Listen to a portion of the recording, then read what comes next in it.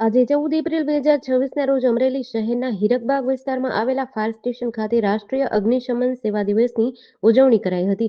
અમરેલી નગરપાલિકાના ચીફ ઓફિસરના અધ્યક્ષસ્થાને આયોજિત આ કાર્યક્રમમાં અગ્નિશમન વિભાગના વીર શહીદોને યાદ કરી શ્રદ્ધાંજલિ આપી હતી. આ દિવસ પાછળનો ઇતિહાસ અત્યંત હૃદયદ્રાવક છે. વર્ષ 1944માં મુંબઈના બંદર એટલે કે ડોકયાર્ડ ખાતે એક માલવાહક જહાજમાં ભયંકર વિસ્ફોટ થયો હતો. આ ભીષણ આગને બુઝાવતી વખતે અગ્નિશમન વિભાગના 66 જેટલા બહાદુર જવાનોએ પોતાની ફરજ બજાવતા શહાદત વહોરી હતી.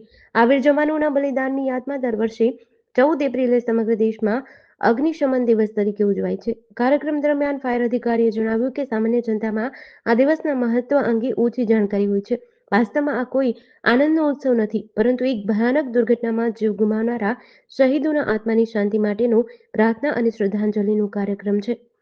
આજથી એટલે કે 14 એપ્રિલથી 20 એપ્રિલ સુધી આખા સપ્તાહને અગ્નિશમન સપ્તાહ તરીકે ઉજવાશે.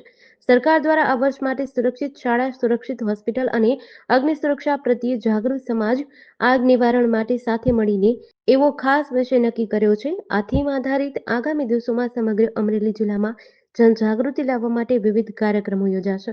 જેડીસી ન્યૂઝ સાથે મુબલિક દોશી, અમરેલી.